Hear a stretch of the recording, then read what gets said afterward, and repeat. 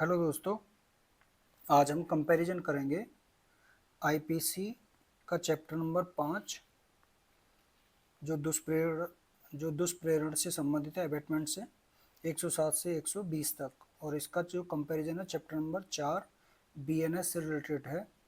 जो chapter number 4 है उसमें 3 चैप्टर से रिलेटेड जो प्रोविज़न है, एक एबेटमेंट से रिलेटेड, एक क्रिमिनल कॉन्स्पिरेसी से रिलेटेड और एक जो आपराधिक प्रयत्न से रिलेटेड है। और ये जो चैप्टर है ये सेक्शन है 45 से लेकर 62 तक।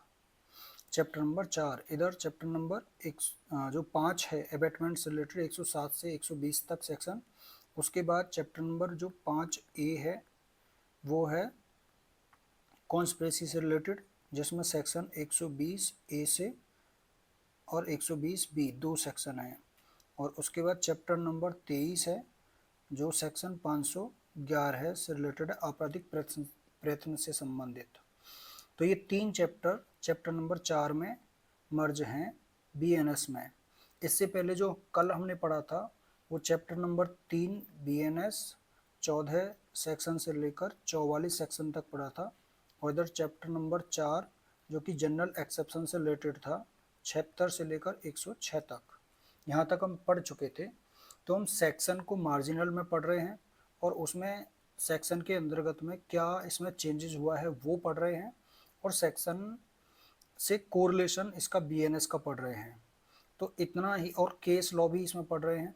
तो जो भी प्री एग्जाम होगा उसमें इससे रिलेटेड ही क्वेश्चन आएंगे, इससे बाहर इसमें क्वेश्चन आने की संभावना बहुत कम है। तो आप इसको अपना बेरेक्ट लेके उसमें चेंज भी करते रहिए। जो नया वाला है बीएनएस वाला उसमें वहाँ पे कोरिलेटेड सेक्शन ऑफ आईपीसी आप लिखते रहिए। तो आज हम स्टार्ट करेंगे चैप्टर नंबर 5 से और चैप्टर नंबर 4 बीएनएस का कोरिलेशन। तो आप यहाँ पे देखेंगे जो चैप्टर नंबर 5 आईपीसी है 107 से 120 तक, और यहाँ पे 45 से 62 सेक्शन तक।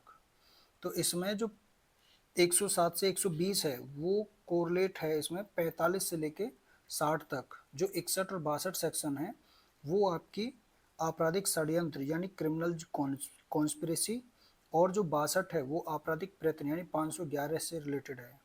तो इस तरह से 511 से रिलेटेड 62 है, और जो 120A और बी हैं ये दोनों 61 क्लॉज 1 और 2 से रिलेटेड हैं। तो इस तरह से हमारा 45 से 62 का क्लॉज जो बनता है 107 से 120 तक, 45 से 60 तक, जिसमें दो सेक्शन की नंबरिंग आपको याद रखनी है कि इसमें एक तो सेक्शन 108A है, तो इसकी नंबरिंग ये सेक्शन 47 में है। और उसके बाद जो नई सेक्शन है वो सेक्शन 48 इसमें बीएनएस में नई जोड़ी गई है, जिसमें भारत में अपराधों का भारत से बाहर अगर दुष्प्रेरण किया जाता है यानी abetment outside India for offence in India, तो इससे रिलेटेड ये नई सेक्शन इसमें जोड़ी गई है। जबकि जो भारत में दुष्प्रेरण किया जाता है वो सेक्शन इसमें पहले से थी 108A। तो अब हम इसको सेक्शन वाइज कंपैरिजन हम देखते हैं। तो सबसे पहले 107 सेक्शन को हम देखेंगे। जो 107 है वो सेक्शन 45 से रिलेटेड है, जिसमें किसी बात जो दुष्प्रेरण से संबंधित है। इसमें दुष्प्रेरण बताया गया है कि 3 प्रकार से दुष्प्रेरण इसमें किया जाता है आईसीआई से। तो आप इसको याद रख सकते हैं। इन्वेस्टिगेट है, और दूसरा इसमें जो होता है वो क्रिमिनल कॉन्स्पिरेसी होता है, और तीसरा जो होता है वो इंटेंशनली एड यानी साजिश सहायता द्वारा दुष्प्रेरण होता है। उसके बाद में इसमें कुछ केसेस हैं जो दुष्प्रेरण से रिलेटेड हैं, जो उसमें पूछे जाते हैं प्री एग्जाम में। उसमें आप देख सकते हैं जो केस हैं। एक केस है इसमें शिव दयाल का केस है। शिव दयाल का वाद है जिसमें पत्र द्वारा दुष्प्रेरण से संबंधित है। दूसरा है क्वीन वर्सेस मोहित पांडे का एक केस है जो मौन सहमति द्वारा दुष्प्रेरण से संबंधित है। उसके बाद में इसमें जो नेक्स्ट सेक्शन है वो है 107 में जो तीसरा जो इसमें टाइप है सासे सहायता, उसमें भी दो केस हैं। वो हैं, एक तो है जमुना सिंह का केस है। इसमें जमुना सिंह का केस है, जो शासक सहायता द्वारा दुष्प्रेरण जो किया जाता है, उसमें जमुना सिंह बनाम बिहार राज्य है, बिहार राज्य का केस है।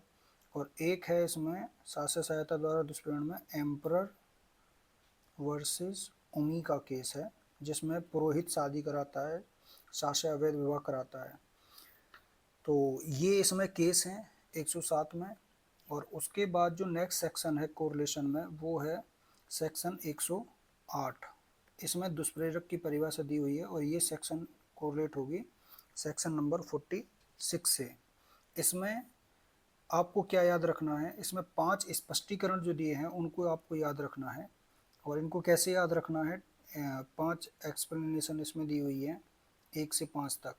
इनको आपको याद रखना है, जैसे ICICI बैंक होता है, ऐसे आपको इसको याद रखना है IAC, इस तरह से आपको याद रखना है IAC एक्सप्लेनेशन 1 से 5 तक। इसको कैसे याद रखना है, जो पहला जो इसमें आई है, वो एक्सप्लेनेशन जो फर्स्ट है उसको याद रखना है कि ये इलीगल ओमिजन, जो इलीगल ओमिजन यानी अवैध लोप के द्वारा भी दुष्प्रेरण होता है। तो पहला इलीगल ओमिजन के द्वारा दुष्प्रेरण होता है। दूसरा जो इसमें एक्सप्लेनेशन है, जो IA यानी ए जो है, उसमें कहा जाता है कि जो एबेटेड एक्ट होता है, एबेटेड एक्ट होता है, जो दुष्प्रेरित कार्य होता है, वो किया जाना आवश्यक नहीं होता है। तो abetted act is not necessary, तो इससे रिलेटेड है।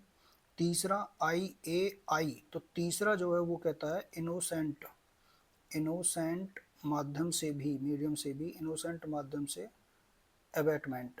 इनोसेंट मीडियम से क्यों है, क्योंकि किसी शिशु को यानी किसी बालक को या किसी पागल को दुष्प्रेरित करके आप जो अपराध है वो कर सकते हो दुष्प्रेरण का। उसके बाद जो चौथा वाला है इसमें एक्सप्लेनेशन फोर्थ 108 का, वो रिलेटेड है जो एबेटमेंट ऑफ एबेटमेंट होता है, एबेटमेंट ऑफ एबेटमेंट, यानी दुष्प्रेरण का भी, दुष्प्रेरण जो अपराध होता है तो वह भी अपराध होगा। और उसके बाद जो पांचवा है, लास्ट है, वो है कॉन्स्पिरेसी।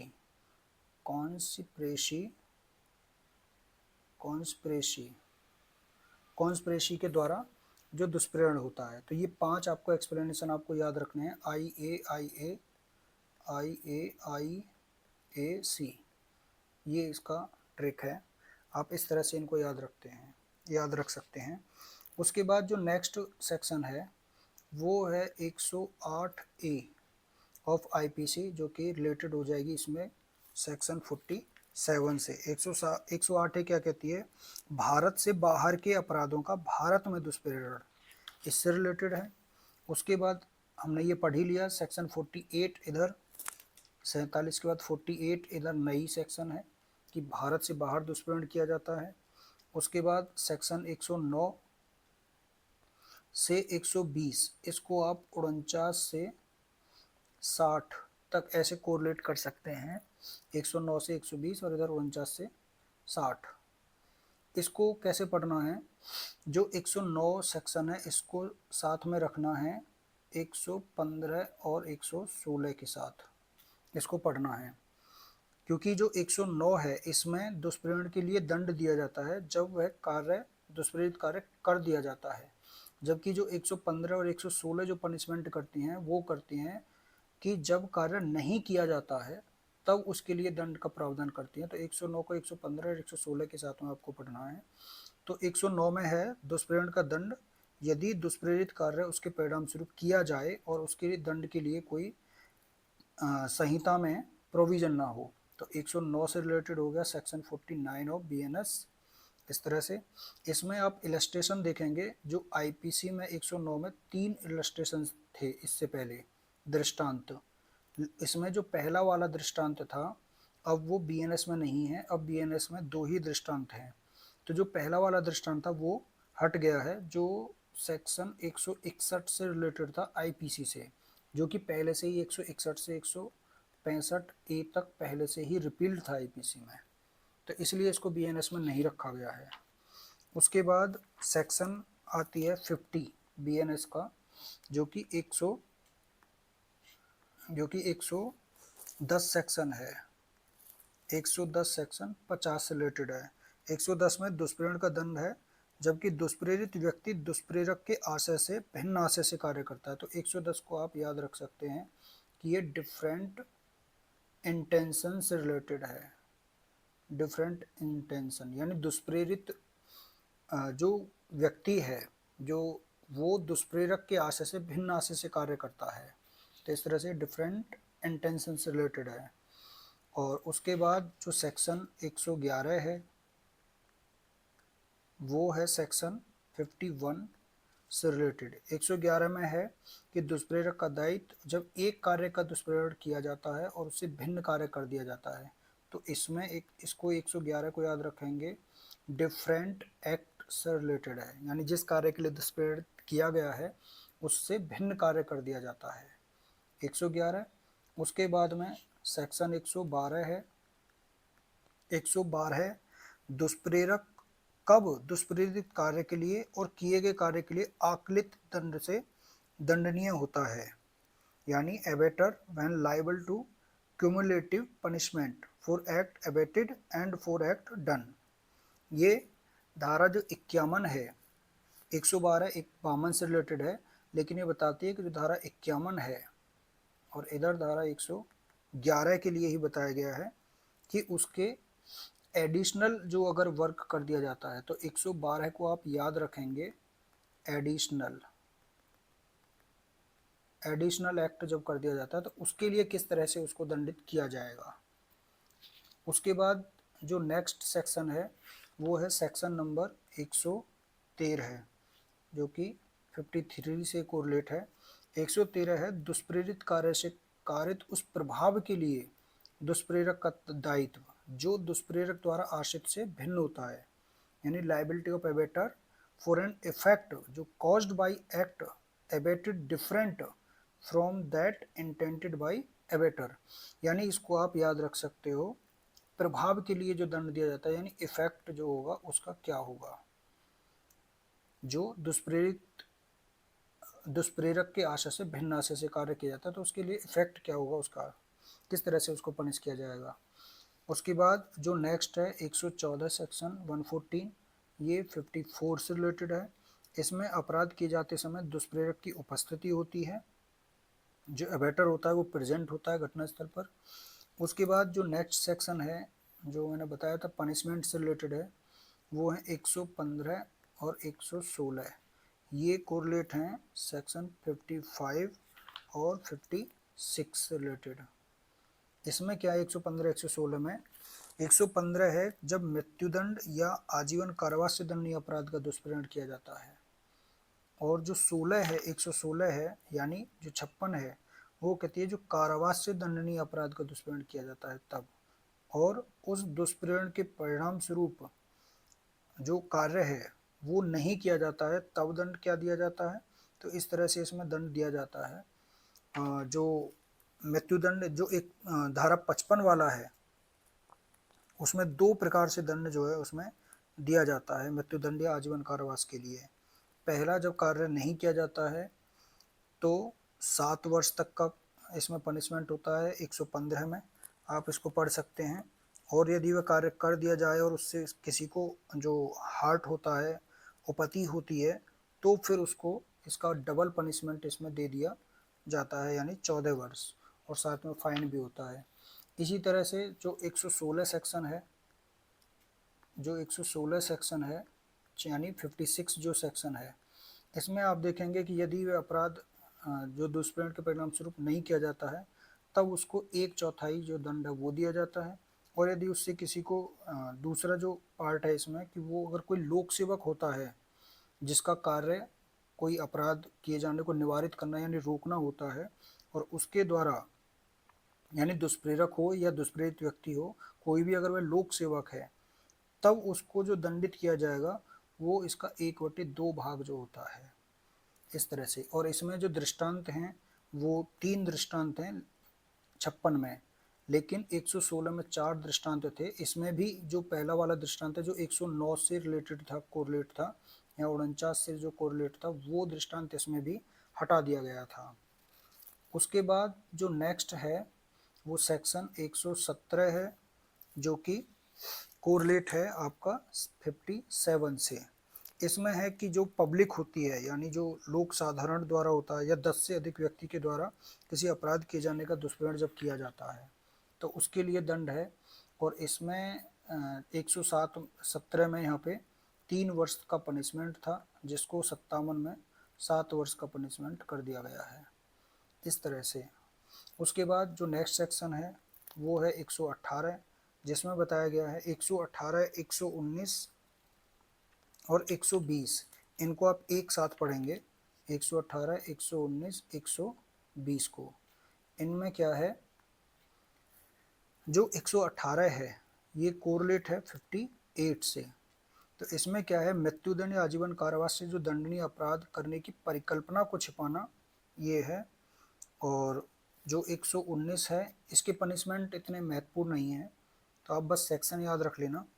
उसके बाद जो 119 है वो है 59 से कोरिलेट, यानी ऐसे अपराध के किए जाने की परिकल्पना का लोक सेवक के द्वारा छिपाया जाना, जिसका निवारण करना उसका कर्तव्य होता है, यानी उसकी ड्यूटी होती है टू प्रिवेंट द ऑफेंस।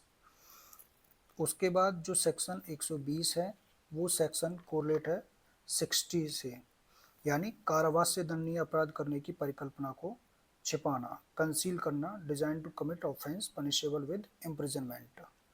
इस तरह से हमने देखा चैप्टर पूरा। अब उसके बाद जो नेक्स्ट चैप्टर है, चैप्टर नंबर 5A, आप यहाँ पे देखेंगे chapter number 5A। Chapter number 5A, यहाँ पे धारा 61 का क्लॉज 1 से रिलेटेड है 120A, और क्लॉज 2 से रिलेटेड है 120B IPC। तो इस तरह से 5A, और जो धारा 511 है इससे रिलेटेड है सेक्शन 62। तो इसमें सबसे पहले हम देखते हैं जो सेक्शन 120 है, जो आपराधिक षड्यंत्र की परिभाषा के बारे में बताती है कि आपराधिक षड्यंत्र क्या होता है। तो इसमें आप देखेंगे आपराधिक षड्यंत्र की जो परिभाषा थी, आपराधिक षड्यंत्र की जो परिभाषा थी वो क्वीन वर्सेस लीथम के वाद में दी गई थी। उसके बाद इसमें आप 120 में आप पढ़ेंगे जो चेंज हुआ है 120A से यहाँ 61 क्लॉज 1। तो यहाँ पे क्या चेंज हुआ है 61 में, यहाँ पे कॉमन ऑब्जेक्ट यानी सामान्य उद्देश्य वर्ड को यहाँ पे जोड़ दिया गया है। हो सकता है आपके बेयर एक्ट में ना हो, परंतु मेरे बेयर एक्ट में है। तो इसमें 61 क्लॉज में कॉमन ऑब्जेक्ट वर्ड को यहाँ पे जोड़ दिया गया है कि जब दो या दो से अधिक व्यक्ति जो होते हैं वो कोई अवैध कार्य करते हैं, या कोई ऐसा कार्य जो अवैध नहीं होता है उसे अवैध साधनों द्वारा करवाने के लिए सामान्य उद्देश्य के साथ सहमत होते हैं, यानी विद कॉमन ऑब्जेक्ट वो एग्री होते हैं। तो इस तरह से इसमें ये नया जोड़ा गया है। और 120B जो सेक्शन है ये कोरिलेट है 61 क्लॉज 2 से। अब इसमें 120A और 120B यानी जो आपराधिक षड्यंत्र है इससे रिलेटेड जो केस हैं आप वो देखेंगे। तो इसमें महत्वपूर्ण केस हैं, एक है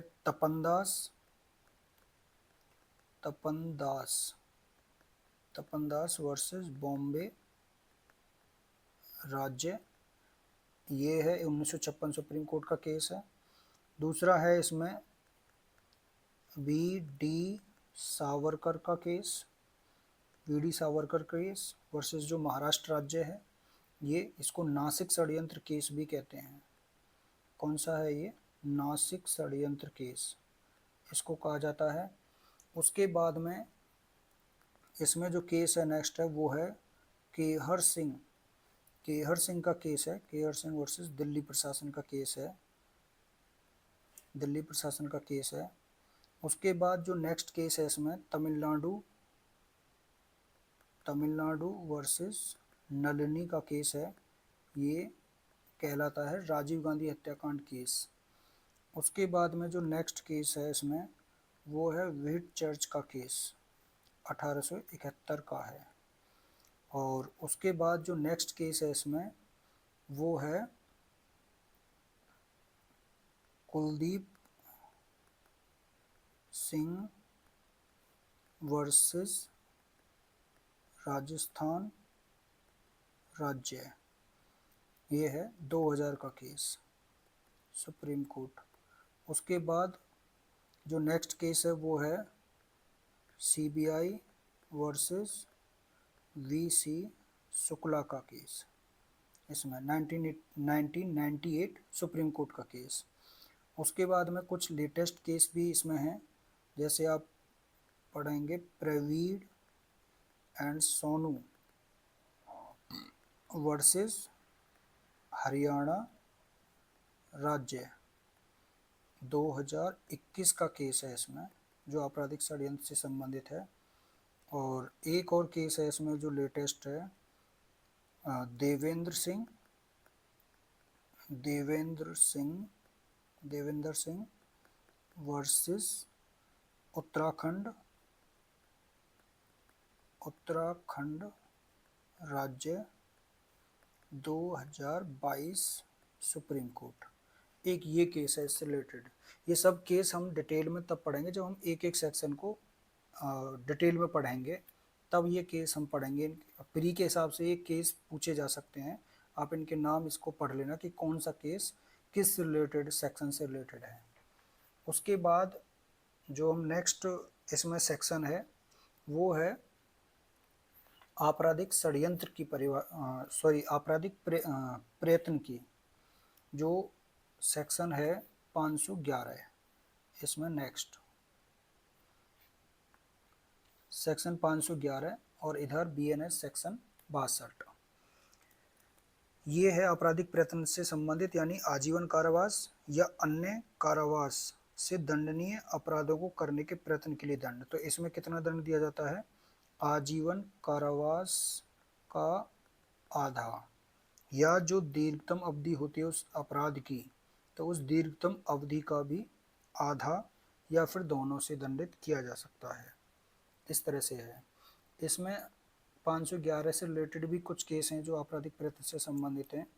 उसमें है आर वर्सेस ओसबॉर्न, इसका केस है।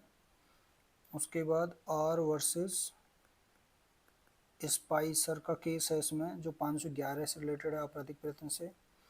उसके बाद जो नेक्स्ट केस है वो है सुधीर कुमार मुखर्जी वर्सेस बंगाल राज्य। उसके बाद नेक्स्ट जो केस है वो है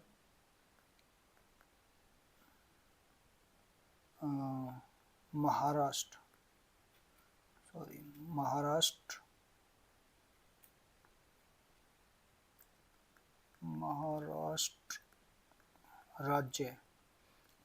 राज्य वर्सेस मोहम्मद याकूब का केस है। ये जो तैयारी और प्रयत्न से संबंधित है। और जो नेक्स्ट केस है वो है अभयानंद मिश्रा वर्सेस बिहार राज्य। ये धारा 420 और 511 से कोरिलेटेड है। तो इस तरह से हमने ये देखे चैप्टर 4 जो था उसका बीएनएस का 45 से 62, और आईपीसी के 3 चैप्टर इसमें हो गए, चैप्टर नंबर 5, 5A और चैप्टर नंबर 23।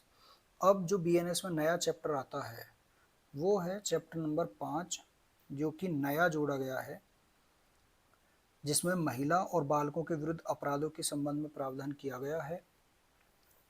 इसमें ये सेक्शन 63 यानी 63 to 99 इससे रिलेटेड है। और इसमें अलग अलग पार्ट में इनको डिवाइड कर रखा है। 5 पार्ट में इनको डिवाइड किया है, ए बी सी डी और ई। ये 5 पार्ट में इस चैप्टर को डिवाइड किया हुआ है 63 से 99। तो आप इनको याद रखेंगे कैसे, इनको आप डिवाइड कर लेना। जो पहला है वो है सेक्सुअल ऑफेंस से रिलेटेड, और जो दूसरा है वो है क्रिमिनल फोर्स से related, criminal force and assault से रिलेटेड, और जो तीसरा है वो है मैरिज से रिलेटेड, और जो चौथा है वो है एबॉर्शन से रिलेटेड यानी गर्भपात से संबंधित, और जो पांचवा है वो है चाइल्ड से रिलेटेड जो ऑफेंस है उनसे। तो ये SCMAC इससे रिलेटेड है। अब इनमें आपको सेक्शन आपको याद रखना है 5 में 63 से 73 तक में, SCMA और C इनसे रिलेटेड आप सेक्शन देखेंगे याद रखने के लिए। तो जो सेक्सुअल ऑफेंस हैं उनमें आपको याद रखना कि 375 वाली जो सीरीज है, जो 375 से लेके 376 और 376 और 376 तक जो सीरीज है, और प्लस 228 ए सेक्शन, ये सब पहले वाले क्लॉज में हैं। दूसरा जो आपराधिक बल और हमले से रिलेटेड है उसमें आपको सीरीज याद रखनी 354 वाली सीरीज, जो 354 से लेके 354D तक है, और सेक्शन 509 ये याद रखनी है। तीसरा जो मैरिज से रिलेटेड है इसमें आ जाता है आपका चैप्टर नंबर 20 और 20A, और जो सेक्शन है इसमें रिलेटेड वो है सेक्शन 366 ये आपको याद रखना है। चैप्टर 20 जो है वो 493 से लेके 498 तक है। चैप्टर 20A ऑफ IPC जो है वो 498A से रिलेटेड है। तो इस तरह से आपको ये IPC के सेक्शन अगर याद रहेंगे तो इससे हम कोरिलेट कर सकते हैं इनको आसानी से। उसके बाद जो इसमें ए से रिलेटेड यानी जो एबॉर्शन से रिलेटेड है सेक्शन, वो वैसे तो जो हम IPC में पढ़ते थे वो 312 से 318 का प्रोविज़न पढ़ते थे, लेकिन इसमें जो पार्ट कर दिया है 312 से 316 तक किया है एबॉर्शन से रिलेटेड, और जो 317 और 318 हैं सेक्शन 317 और 318 ये सेक्शन चाइल्ड से रिलेटेड ऑफेंस में आ गए हैं। और इसमें कौन कौन से ऑफेंस है लास्ट वाले प्रोविज़न में, 366A यानी 366A और 369 और 372 373 ये ऑफेंस इस तरह से इसमें चैप्टर में डिवाइड हैं। तो आप आसानी से इनको पढ़ लेंगे। SCMAC यानी सेक्सुअल ऑफेंस से रिलेटेड, फिर दूसरा जो आ जाता है वो क्रिमिनल फोर्स एंड असॉल्ट से रिलेटेड, फिर तीसरा मैरिज से रिलेटेड, चौथा वो एबॉर्शन से रिलेटेड, और पांचवा चाइल्ड से रिलेटेड। इस तरह से अब हम इनको कोरिलेट करते हुए पढ़ेंगे। तो जो नेक्स्ट है आपका चैप्टर नंबर 5, अब इनको आगे देखते हैं।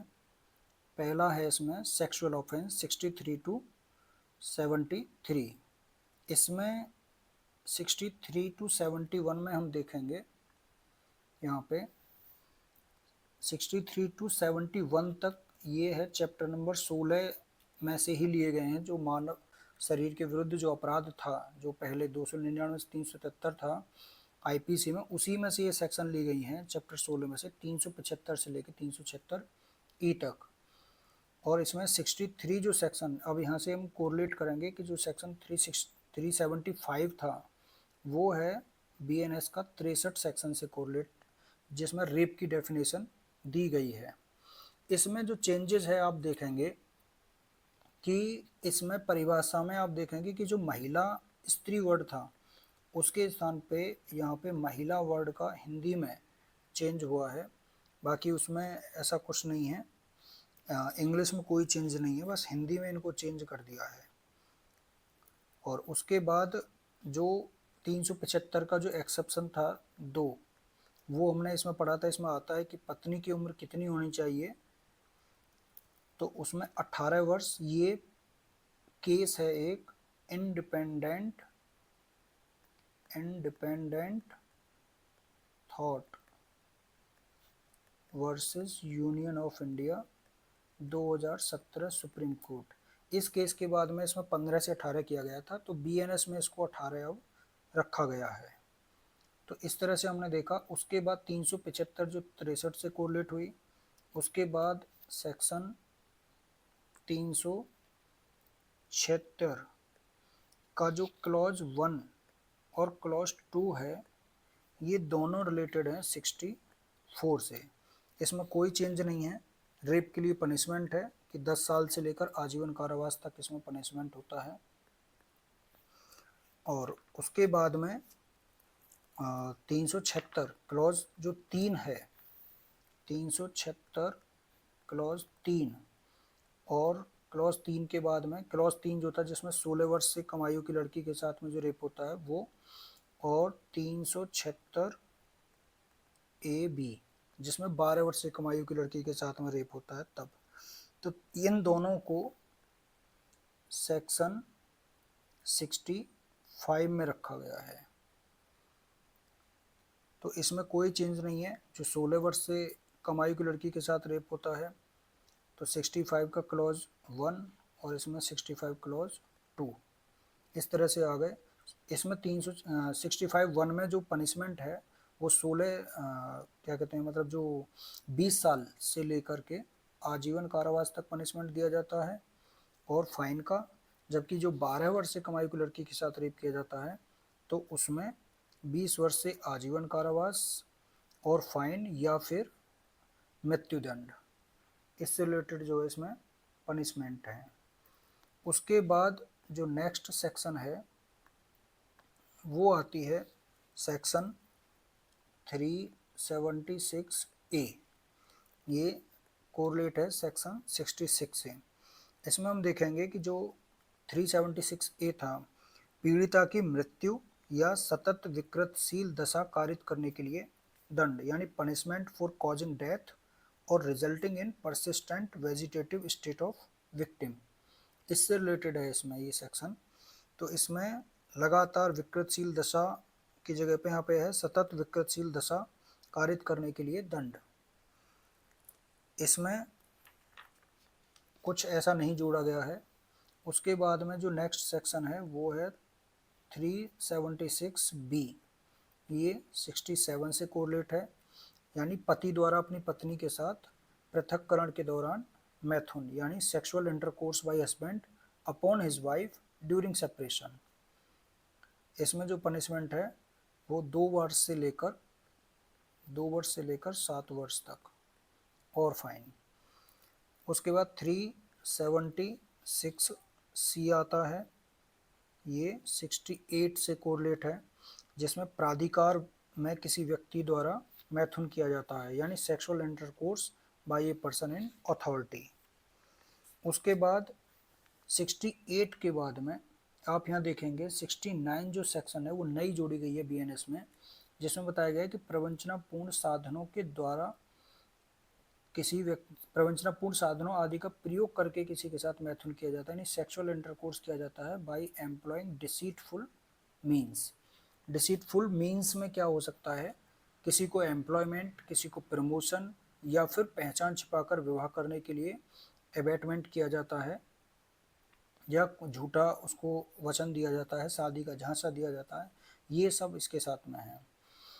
उसके बाद में इसमें जो 69 में जो पनिशमेंट है वो कितना है, वो है 10 साल तक का, 10 वर्ष तक का पनिशमेंट है और फाइन है। उसके बाद में जो नेक्स्ट सेक्शन है 69 के बाद वो है सेक्शन 376D और इधर 70, यानी गैंग रेप से रिलेटेड है, जिसमें जो पनिशमेंट होता है ये 376D 70 का क्लॉज 1 से रिलेटेड है, और इसमें जो पनिशमेंट है वो 20 वर्ष से लेकर आजीवन कारावास तक और फाइन। उसके बाद जो 376DA और DB, इन दोनों, जो DA था उसमें था 16 वर्ष से कम आयु की लड़की के साथ में गैंगरेप, और डीबी में था 12 वर्ष से कम आयु की लड़की के साथ गैंगरेप। डीए और डीबी ये दोनों सेक्शन 70 के क्लॉज 2 में हैं, और इसमें इन 16 वर्ष और 12 वर्ष को हटाकर रखा गया है सीधा 18 वर्ष। यानी अब ये डिफरेंस नहीं है 70 क्लॉज 2 में। और इसमें जो पनिशमेंट रखा गया है वो है लाइफ टाइम इम्प्रिजनमेंट और फाइन, या फिर मृत्युदंड यानी डेथ पेनल्टी, मृत्युदंड। तो इस तरह से यहाँ से एज का डिफरेंस खत्म कर दिया गया है, 18 वर्ष कर दिया गया है उसे। उसके बाद हम देखते हैं नेक्स्ट सेक्शन 376E। ये है 71 से रिलेटेड, जिसमें रिपीटेड जो है अपराध किए जाते हैं 63 से लेकर 64 से लेकर के 70 तक के, यानी 376 से लेकर 376E तक के जो अपराध हैं, 376D तक के, मतलब ई सेक्शन तो है 376E, जिसमें पुनरावृत्ति करता अपराधियों के लिए दंड दिया जाता है, यानी पनिशमेंट फॉर रिपीट ऑफेंडर्स, इसके लिए पनिशमेंट दिया जाता है। और इसमें जो पनिशमेंट होता है वो लाइफ टाइम इम्प्रिजनमेंट से होता है या फिर मृत्युदंड। उसके बाद हमारा 71 तक हो गया ये पूरा, 63 से 71 का क्लॉज। अब आता है सेक्शन 228A के क्लॉज 1, 2 एंड 3। तो इसमें जो 228 क्लॉज 1 और क्लॉज 2 हैं वो रिलेटेड हैं 72 के क्लॉज 1 और 2 से, और जो 228 का क्लॉज 3 है वो रिलेटेड है 73 सेक्शन से। और ये पीड़िता की पहचान ना होने से संबंधित इसमें प्रतिषेध करने के लिए बताया गया है कि कुछ अपराध हैं जो सेक्सुअल ऑफेंस से रिलेटेड हैं, और उनमें पीड़ित व्यक्ति की पहचान का प्रकटीकरण नहीं किया जाएगा। अगर किया जाता है तो उसको दंडित किया जाएगा, इसमें दिया जाएगा, और फाइन इसमें लगेगा। उसके बाद में ये हमारा जो पहला क्लॉज था जो सेक्सुअल ऑफेंस से रिलेटेड था वो हमारा कंप्लीट हुआ। अब दूसरा जो है पार्ट इसमें महिला के विरुद्ध आपराधिक हमले के विषय में, ये नेक्स्ट पार्ट है इसका बी पार्ट, जो 354 से 354 सेक्शन से लेके 354D तक है। और यहाँ ये सेक्शन है सेक्शन 74 से 78, और यहाँ पे जो 509 है जो चैप्टर नंबर 22 है उसमें से सेक्शन 509 ये सेक्शन 79 से कोरिलेट है। तो अब 354 को हम देखते हैं कि 354 जो सेक्शन है वो है सेक्शन 74 से कोरिलेट। तो 374 हम जानते हैं कि महिला की लज्जा भंग करने के आशय से उस महिला पर हमला या आपराधिक बल का प्रयोग किया जाता है, यानी असॉल्ट किया जाता है या यूज ऑफ क्रिमिनल फोर्स किया जाता है वुमेन पर with intent to outrage her modesty, उसकी लज्जा भंग करने के आशय से। और 354 के इसमें जो पनिशमेंट होता है वो 1 साल से लेकर 5 साल तक का इसमें पनिशमेंट होता है और फाइन होता है। उसके बाद जो नेक्स्ट सेक्शन है सेक्सुअल हरासमेंट से रिलेटेड है 354A, और ये सेक्शन है 75 से कोरिलेट। इसमें क्या है, सेक्सुअल हरासमेंट से रिलेटेड जो सेक्शन है इसमें अलग अलग पार्ट दिए हुए हैं, फर्स्ट, सेकंड, थर्ड, फोर्थ, इनके लिए अलग अलग पनिशमेंट है, वो आप याद रख लेना कि जो अलग अलग पार्ट हैं फर्स्ट, सेकंड, थर्ड के लिए अलग पनिशमेंट है और फोर्थ पार्ट के लिए इसमें अलग पनिशमेंट है। इसके पनिशमेंट इतने इम्पोर्टेंट नहीं है। उसके बाद जो सेक्शन है वो है 354B, यानी विवस्त करने के आशय से महिला पर हमला या आपराधिक बल का प्रयोग किया जाता है, असॉल्ट और use of criminal force to women with intent to disrobe, और ये सेक्शन है 76 इससे रिलेटेड। उसके बाद जो नेक्स्ट सेक्शन है वो है 354C, जो वॉयरिज्म से रिलेटेड है, दृश्य रतिका, यानी ये है 77। इसमें भी इम्पोर्टेंट नहीं है, सिर्फ सेक्शन पूछी जाएगी कि दृश्य रतिका यानी वॉयरिज्म से रिलेटेड जो सेक्शन है वो कौन सी है। उसके बाद जो नेक्स्ट है स्टॉकिंग वाला 354 डी, ये है 78 से रिलेटेड स्टॉकिंग। इसमें हिंदी में आपको भाषा में चेंज हो सकता है आईपीसी से, कि कहीं उसमें हिंदी में अनुवीक्षण लिखा था तो यहाँ मॉनिटर हो सकता है, वहाँ संपर्क लिखा था आईपीसी में तो यहाँ संस्पर्श हो सकता है। इस तरह से मतलब कुछ चेंज हिंदी शब्द हिंदी में दिख सकते हैं शब्दावली में।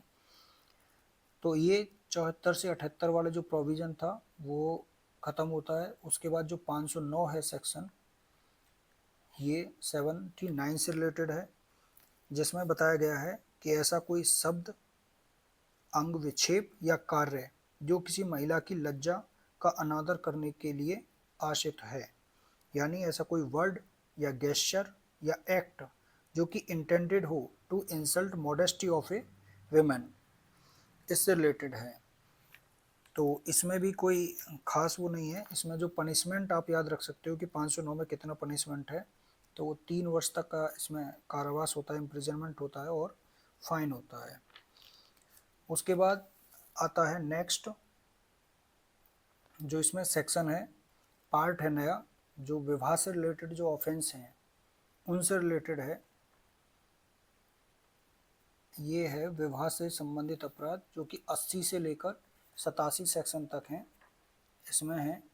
और इसमें जो पहला वाला सेक्शन है वो है चैप्टर 16 से 304 बी, 304 बी जो कि सेक्शन 80 से कोरिलेट है, जिसमें डॉरी डेथ के बारे में बताया गया है। 304 बी में जो पनिशमेंट है वो क्या है, आप लिख सकते हैं यहाँ पे 7 साल से लेकर आजीवन कारावास तक, ये 304 बी में पनिशमेंट है। धारा 80, इसमें कोई चेंजेस नहीं है धारा 480 में। उसके बाद जो सेक्शन है धारा 4 जो 304 बी है, इसमें आप कुछ केस भी देख सकते हो। एक दो केस इसमें इम्पोर्टेंट है 304 बी से, वो है माया देवी वर्सेस हरियाणा राज्य। पीढ़ी से रिलेटेड जो क्वेश्चन है इसमें केस से रिलेटेड, वो यही इम्पोर्टेंट इसमें केस है। बाकी तो वैसे पवन सिंह बनाम हरियाणा राज्य भी एक केस है, पवन सिंह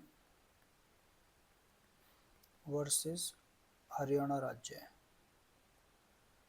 ये है सतबीर सिंह बनाम पंजाब राज्य का केस है। तो इसमें बाकी वो मेन से रिलेटेड है, प्री से रिलेटेड यही केस इसमें आ सकता है 304 बी से रिलेटेड। उसके बाद जो इसमें नेक्स्ट सेक्शन है वो है 81 से 84 तक, और इधर चैप्टर नंबर 20 जो मैरिज से रिलेटेड है, यानी जो हम पढ़ रहे थे SCMAC, इसमें हम तीसरे वाले पे पढ़ रहे हैं, मैरिज से रिलेटेड जो ऑफेंस है, विवाह से संबंधित अपराध। तो इसमें हम देखेंगे चैप्टर नंबर 20 493 से 498, और ये है धारा 81 से 84। तो यहाँ पे 493 से कोरिलेटेड हो गई धारा 81, यानी जिसमें बताया था कि विधि पूर्ण विवाह का प्रवंचना से विश्वास उत्प्रेरित करने वाले पुरुष द्वारा कारित सहवास, यानी cohabitation caused by men deceitfully inducing belief of lawful marriage, ये है। इसमें 10 वर्ष तक का कारावास और जुर्माना है। तो इसमें पनिशमेंट याद रखने की ज़रूरत नहीं है, ये बस आप सेक्शन याद रखने का कि 493 से रिलेटेड है 81, 494 और 495, ये दोनों सेक्शन आपकी 82 क्लॉज 1 और 82 क्लॉज 2 से रिलेटेड हैं। 494 495 ये दोनों बाईगेमी यानी द्विविवाह से संबंधित हैं। जो 494 यानी ये 82 क्लॉज 1 है, इसमें पति या पत्नी के जीवन काल में पुनः विवाह करना होता है। तो 494 में पहली पत्नी के होते हुए पहली पत्नी से छिपाकर जो विवाह किया जाता है, और 495 में दूसरी पत्नी से विवाह जो है वो छिपाकर किया जाता है कि वो शादीशुदा मतलब नहीं है, ऐसे कह के मतलब विवाह किया जाता है। तो 494, 495 है।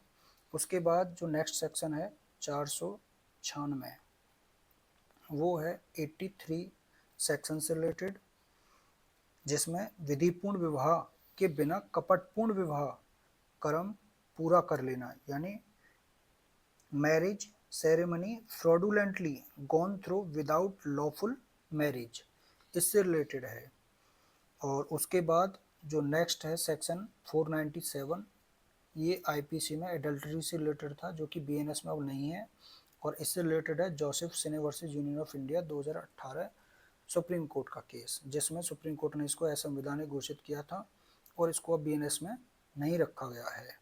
497 के बाद जो लास्ट सेक्शन है वो है 498, जो कि धारा 84 यानी 84 से रिलेटेड है, जिसमें विवाहित महिला को आपराधिक आशय से फुसलाकर ले जाना या निरुद्ध रखना, यानी एंटिसिंग और टेकिंग अवे और detaining with criminal intent A married women, इससे रिलेटेड है। उसके बाद इसमें जो नेक्स्ट है वो है chapter number 20A। Chapter number 20A पति या पति के नातेदार द्वारा क्रूरता। इसमें आप देखेंगे कि जो सेक्शन है, एक सेक्शन है इसमें 498A, जो कि यहाँ दो सेक्शन है 85 और 86। तो जो 498A सेक्शन है इसका एक एक्सप्लेनेशन है जिसमें क्रूरता की परिभाषा दी गई है। तो ये जो एक्सप्लेनेशन है ये 86 से रिलेटेड है, और जो 498 सेक्शन है वो 85 से रिलेटेड है, जिसमें क्रूरता से संबंधित बताया गया कि 85 में कि किसी महिला के पति या पति के नातेदार यानी रिलेटिव्स के द्वारा उसके प्रति क्रूरता करना, क्रुएल्टी करना। इसमें जो पनिशमेंट है इसमें 3 वर्ष तक का पनिशमेंट दिया जाता है और फाइन दिया जाता है। और 86 में इसकी डेफिनेशन जो है वो दी गई, क्रूरता की परिभाषा जो वो दी गई है। उसके बाद 366 ये कोरिलेट है 87 से, जिसमें 366 जो है वो बताती है कि विवाह आदि करने को विवश करने के लिए किसी महिला को व्यपृत करना यानी किडनैप, एबडक्ट कर लेना या किडनैप कर लेना या फिर उत्प्रेरित करना। 366 इसका पनिशमेंट इम्पोर्टेंट नहीं है, ये सिर्फ सेक्शन है, आप याद रख लेना। उसके बाद जो नेक्स्ट है पार्ट वो है चैप्टर 16 312 से 316 एबॉर्शन से रिलेटेड जो अपराध हैं 88 से 92। 312 सेक्शन ये है सेक्शन 88 यानी एबॉर्शन कॉजिंग मिसकरेज यानी गर्भपात कारित करना। यहाँ इनका इम्पोर्टेंट नहीं है, बस आप सेक्शन याद रख लो कि 312 में एबॉर्शन से रिलेटेड है, 313 में महिला की सहमति के बिना एबॉर्शन किया जाता है। उसके बाद जो 314 सेक्शन है आईपीसी का वो 90 से रिलेटेड है, जिसमें गर्भपात कारित करने के आशय से कोई कार्य करके मृत्यु कारित की जाती है।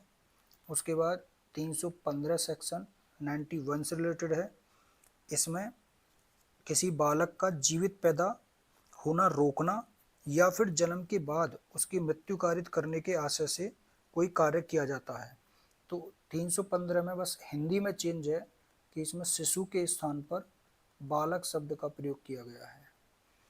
उसके बाद 315 के बाद जो नेक्स्ट सेक्शन है वो है 316। 316 यानी 92 से रिलेटेड है। ऐसे कार्य के द्वारा जो आपराधिक मानववध की कोटि में आता है किसी सजीव अजात बालक की मृत्यु कारित करना, यानी इसमें भी बालक शब्द का प्रयोग किया गया है शिशु के स्थान पर। उसके बाद नेक्स्ट पार्ट आता है हमारा कि बालकों के विरुद्ध अपराध, जो कि लास्ट इसका पार्ट है 93 से 99 और इसमें जो चैप्टर 16 की जो सेक्शन है 317 से 318, यानी यही जो गर्भपात से रिलेटेड आगे चल रहा था। और उसके बाद 366A, 369, 372 और 73, ये आपके 2, 3, 4 और 2 6 सेक्शन है इसमें।